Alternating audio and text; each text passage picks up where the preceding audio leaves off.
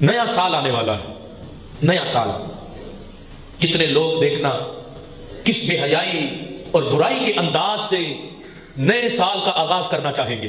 نئے سال کا آغاز ہم بے حیائی سے کریں، ہم برائی سے کریں۔ کئی جگہوں پر رقص و سرور کی محافل ہوگی، شراب کی محافل ہوگی، ناچ گانے، بے حیائیاں، ڈانس، قریانی، فحاشی، نہ جانے کس کس چیز کے زیر سایہ نئے سال کا آغاز کیا جائے گا۔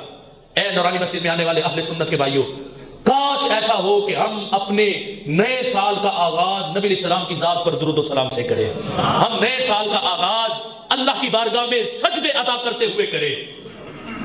کتنی اس وقت پاکستان کے لحاظ سے جو پاکستان کو نظر لگی، نہ جانے کس کی نظر لگی پاکستان کو، کئی سالوں سے پاکستان کو کسی کی نظر لگی، اور دن بدن پاکستان میں جو حالت امت مسلمہ کی ہوتی چلی جا رہی، بالخصوص پاکستانیوں کی، وہ آپ احباب کے سامنے اس وقت پاکستان کی معیشت ہچکولے کھا رہی ہے۔ صبح شام نہ جانے کس وقت ہو کہ پاکستان کی معیشت اس کو گرانے کی سازش ہو جائے، تو ہم اس سازش کو دیکھتے ہوئے بھی ہم اپنی آنکھیں بند کر رہے ہیں، اور ہم سمجھتے ہیں کہ شاید ہم اپنی طاقت کے ذریعے اس سازش کا مقابلہ کر سکیں گے۔ ہاں، کر لیں گے اس کا بھی مقابلہ، لیکن اس سے پہلے جہاں طاقت جواب دے جاتی ہے وہاں سے اللہ اور اس کے محبوب کی رحمت کا آغاز ہوتا ہے۔ ہمارے بندوں کی طاقتیں جواب دیتی چلی جا رہی۔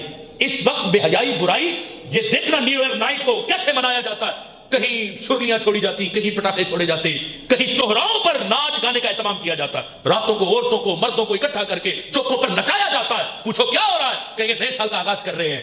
کاش ہماری مساجد کھلی ہوں، ہماری مسجدیں کھلی ہوں، لوگوں کو دعوتیں دے کہ آؤ آج کی رات مسجد کو تالا نہیں لگے گا، آج کی رات مسجد کھلی ہے، آؤ سر سجدے میں رکھو اور اپنے رب سے نئے سال کے آغاز پر دعا کرو۔